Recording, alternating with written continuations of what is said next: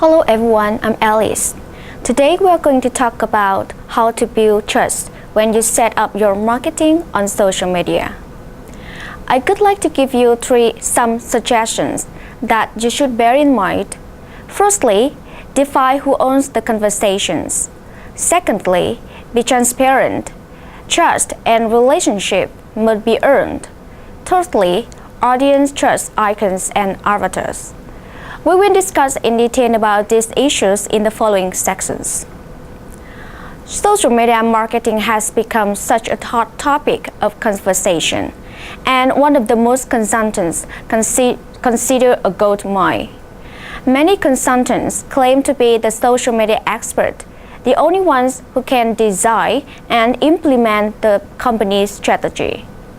However, don't assume that any consultants or firm can handle every aspect of the social media campaign. Rely on one department or one type of agency to plan and implement the social media strategy can limit the potential success when entering the social media space. Companies shouldn't limit themselves by believing that their PR agencies can handle their social media strategies just because they claim that they can do it all. Particular disciplines, such as public relations and search marketing, often have very limited scopes of how social media should be used. Many different departments should have a role in the social media strategies. If you're looking to an agency to help you to plan a strategy, look for one that has the broad range of experience. Everyone can have a role, from research and planning to engagement. Just be sure to use the existing resources to your advantage. The marketing team understands how to grab the message in a way that can appeal broadly. Creating pieces such as commercials and brochures, labeling, and so on is what they do best. These professionals understand what's needed to draw customers to your company, brand, products, or services. Most marketers learned the classic way of marketing, which includes, among other things, the line of thinking that a company must push a message to customers a certain number of times to truly reach them. Marketers carefully craft and push a message to the company desired demographic, hoping to convert at least a portion of audience to real customers. In this form of marketing, there is no conversation. When the marketing team learns the ins and the outs of the social media, they can help your company craft its marketing message, as well as assist you in honing the capability to include these messagings into your conversations. The marketing team can help you create effective social media marketing plans and make sure that the branding is consistent with other company messagings, something many companies forget when entering the social media space.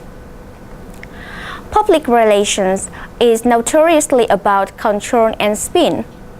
When it comes to spin control, the PR team won't be able to control much of anything that happens in social media. The discussions can't be controlled directly, but you can participate in those conversations and possibly influence the final outcome in a positive manner. Bloggers receive many odd press releases from PR professionals who appear to be sending them just about anyone with a blog. It seems as though this PR agency thought every blogger on earth needed to know about the company's news, even if the blog has nothing to do with the product or service the PR agency was sharing. Unfortunately, for these PR agencies and for the company, if you decide to hire a PR agency to handle the social media, treating social media this way can have disastrous results for the social media campaign. When it comes to spin control, the PR team won't be able to control much of anything that happens in social media. The discussion can be controlled directly if you can participate in those conversations and possibly influence the final outcome in a positive manner. For many search optimization professionals, social media is all about the links and the traffic it generates for a client's site. In search optimizations, black hat is a term for people who use underhanded tactics in attempt to manipulate search engines such as Google, Yahoo, and Bing into ranking a site higher in search results. Black hat SEO, also known as spam texting, employs a variety of sleazy tactics such as creating link farms, keyword stuffing, and article spinning to get a site unfairly ranked by a search engine while diminishing the relevance of search results. The customer service team definitely need to have a seat at your social media strategy table. The people on the customer service team hear your customer relating their stories on a daily basis. They know how to communicate in real conversations with the customers, perhaps better than anyone else in your company. They hear both the good and the bad about what people think about your company, brand, products or services, and even the people who work for you. They can provide invaluable information that can not only help you in research but also aid in sculpting a successful social media strategy. The IT department needs to be included in the social media team because it can help you with the technical foundations of the strategy. Get the IT department opinion and make sure the right systems are in place before you wade deep into the social media.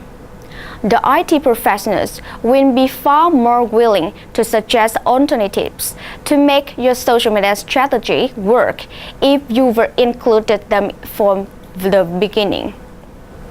As a company implementing a strategy, you need to define who owns the conversations from the start. This topic has become very touchy as social media becomes more influential in our society.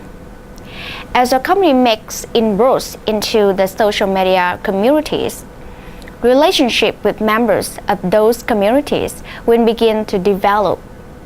If you have just one person representing your own company within social media circles, community's member will develop a relationship with just one person and not your company overall.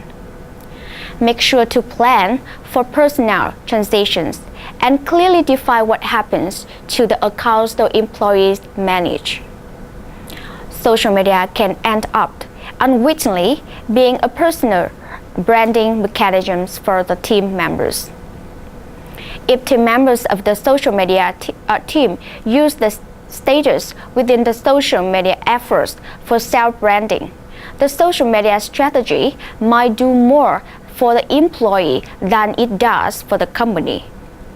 That's why it's important to lay the ground rules for the employee participation in the social marketing strategy. Zappos, for example, educates its employees who want to use Twitter on behalf of the company. Zappos trains its employees how to best represent Zappos in the way the company feels it should be represented. Also, Zappos required employees include Zappos at the part of their usernames. If the employee leaves Zappos, employee must to the account no longer be used to send tweets. This clearly establishes the employees as working on the behalf of Zappos. Finally, but no means least important, make sure that all these teams are talking to each other.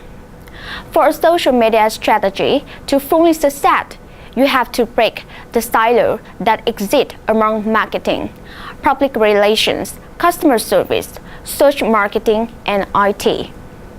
Conversations and dialogue must occur among them so that everyone's message is congruent and no one steps on anyone else's toes.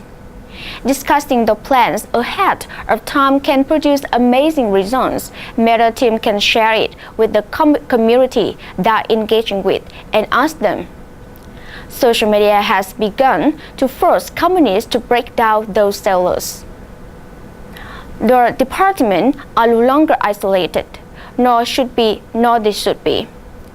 Just as social media creates conversation and sharing of experiences between companies and customers, it should be creating conversations and dialogue between employees and departments. Pretending to be someone you are not is probably one of the biggest taboos in social media. Having someone post a genuine reviewer, Twitter friend, or using bots to artificially inflate online vote result is a fast track to getting the company labeled as dishonest. Online communities are especially sensitive to this bad form, and when you've upset one group, more are sure to follow. Companies should join and participate in social media communities. You will earn a lot more respect and gain more credibility with the community members if you tell them right from the start you are who you are and why you are joining this community. Approaching the administrator of the community before you start your actual engagement might be the wisest step. Doing so allows administrators to give you a few pointers to help you avoid violating unwritten rules of the community. The community administrator might also be willing to verify that you are indeed a representative of the company you claim to represent, which is a huge boon to your credibility with that community. People are curious about other people in the community. Community members will first look at the profile before engaging in conversation with you. If the profile lacks information, community members will likely to very wary of you from the start. Fill information about your company as well as the personal information. Filling in this information does the following. First, build trust around the actions in the community, enables community members to feel safe in directing others to you for more information about your company and brands. And it also helps to make community members more comfortable coming to you with questions, concerns, complaints, and compliments. It helps you when things go wrong, and when something bad happens with a product or service your company provides. This added trust you have built in social communities will help you weather the storm. In fact, community members just might come to your rescue. Branding in this context of social media is very important because it helps community members identify with your company. Customers relate to logos and avatars and eventually come to trust them. You also want the community members to identify and remember who you are, and you can do it much more easily with an image or a logo rather than just a text. It's also important that community members be able to identify and interact with the brand when they are not online. Everything you do online and offline must be consistent with the avatar to the way you speak about your product, service, and brand. What you say online must mirror what your company says in TV commercials, radio spots, and print pieces. The branding and messaging become another big piece of trust factor of building relationship online. The best way to earn that trust is make sure the branding right from the start. A common fallacy is to think that the online persona can be totally different than the real life persona. This also applies to accompany efforts in social media communities. Companies are likely to hold a higher standards because they are working as a group instead as individuals. There's a bit of fallacy that groups are more ethical because many people are working as one entirety and one person cannot run the whole bunch. A good rule of thumb is to make sure you are treating the people you are engaging in online communities the same way you treat the customer who talk to the doors of the establishment or call your telephones. Don't brush off online community complaints because you cannot make eye contact or hear the anger in their voices. A good rule of thumb is to make sure you are treating the people. They are basically the same. The only real difference is the way in which you are communicating with the online context. The online world can be very finicky place. People misinterpret, misconstrue, and misread information. The first step in earning trust is to be honest from the onset and very transparent about who you are and what the intentions are. As with the offline relationship in a face-to-face environment, we must establish trust in the online environment.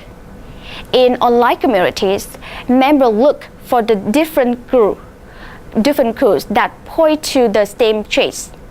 These are own cues that online communities members look at to gauge whether you are for real.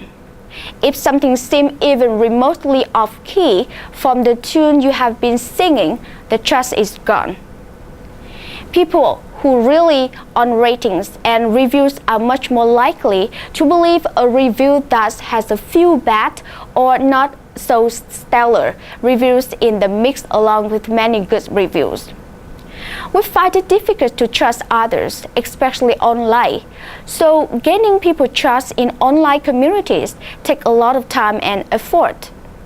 Make sure you aren't faking anything, either step in the right direction when working with such unequal groups. If members of the community even catch a glimpse of impropriety suggesting that the team or your company isn't really producing your content, they will be on a mission to prove to the world you have been dishonest. Ghosting blogging and ghost tweeting is a practice in which companies hire agencies or individuals to perform underhanded deeds that are designed to make your company look good in the eyes of online community. This can include tweeting, posting Facebook updates, adding friends to your MySpace account, adding fake pictures, fake photos to the Flickr account, or writing blog posts, all under the guise of being legitimate. As you might imagine, this practice is risky and a bad idea. If anyone gets wind of your company implementing these types of tactics, you will lose on respect, trust, and almost any opportunity to becoming successful in social media. To wrap up this chapter, I want to highlight one of the more notorious cases of not being transparent and paying a huge price. Some years ago, Walmart and its PR company, Alderman, launched a blog called Walmarting Across America, which was supposed to tell the story of a couple who traveled across America in their RV staying in Walmart parking lots. They had a blog where they log the adventures of their journeys.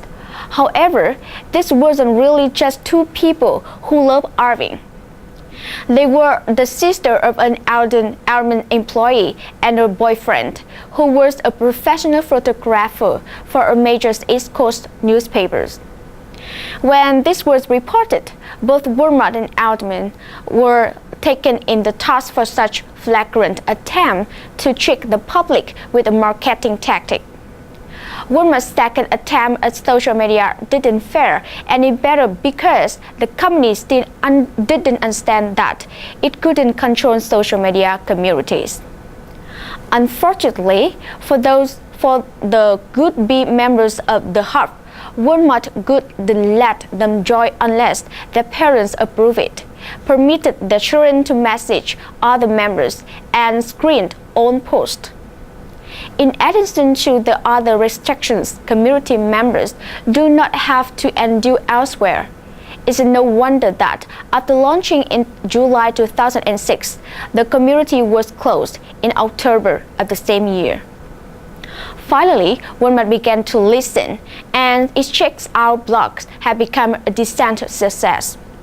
Similar to Nuts About Southwest blog, which is written by real employees of Southwest Airlines, Checkout enables Walmart employees to tell their stories and make announcements.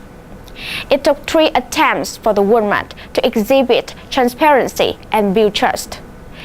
Walmart has billions of dollars in its reserves.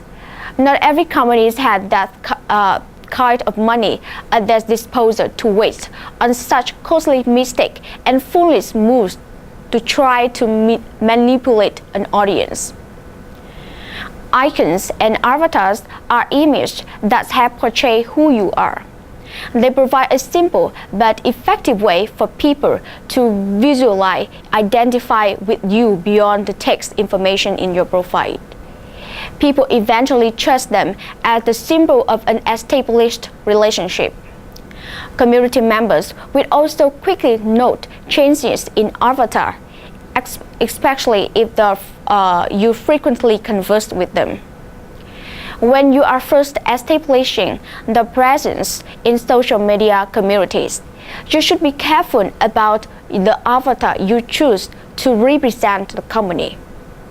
Avatars create an emotional connection to other community members and contribute to overall impression the company makes, regardless of whether the perception is accurate. Thoroughly investigate all the options before choosing the avatar and ask a few colleagues to share their opinions about your avatar online. This quick check can be very helpful in the long run. Remember, the goal is to make a good first impression. Although you cannot control what the employees do in their own time, it's helpful to implement policies about avatars and icons, especially although such employees aren't representing you officially, they are still making. Educating your employees about social media and its potential effects on the company is probably the first step you can take. Working with the employees to establish policies around issues such as this can go more smoothly when everyone understands what's at stake. It is different situations when the employees are representing you within a social media community. In this case, they are directly interacting with the community members on your behalf. Although you want to give them a little leeway to express themselves individually, you still want them to represent you in a way that is in line with the marketing and messaging. If you have multiple team members representing your firm across many communities, having everyone use the same logos as their avatar can confuse community members. It can also hinder the trust and relationship building processes. Enabling your team members to establish their own identities while representing you in the form of a more personalized icon and avatar will help in creating the connections you need to build solid relationships in social media communities. It is important to take note of the people you are engaging with. These are in social media communities. Although the avatar can say a lot about you, the avatars can tell you more about them. Sometimes an avatar offers a clue to the type of personality you are dealing with and what that person considers important. Sometimes it can also give you an idea of how open and closed a person is. Avatars are an easy way to identify members of one community who cross over reluctant to change. The avatar a community member uses is the most easily identifiable features of that member, no matter what online social community they are in. That is why people tend to keep the same avatar across social media communities. Another side benefit of watching and learning before jumping into social community is that you can spot trends happening in these communities via avatars people are using. Sometimes communities members change their icons slightly to show support for a cause, highlight a special event, or even get into the current holiday spirit. Because icons are meant to be visual cues, members of the social media community can easily commit them to the memory. You might even see people refer to other community members by a nickname that's come from their icon instead by their moniker or username they have chosen. When you implement the company's social media marketing strategy, remember that community members distinctly recall avatars. Along with the messaging you are crafting, you should be thinking about your visual impressions to these audiences. If you are a marketer, you will want to make sure they remember your brand.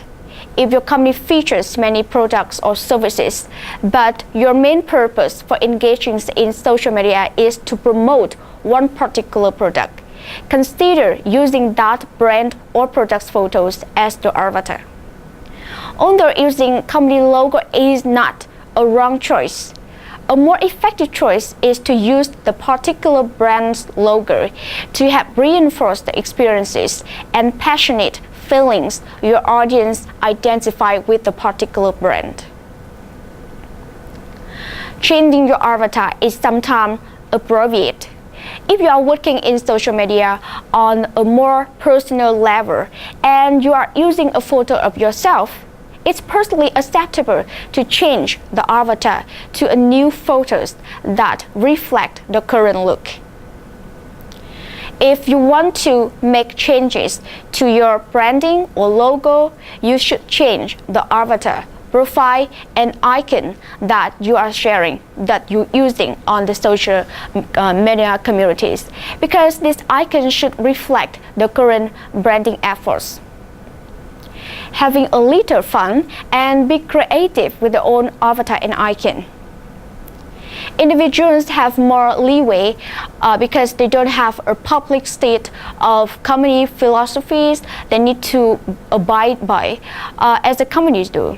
You can also create holiday-themed avatars for their engagement in social media.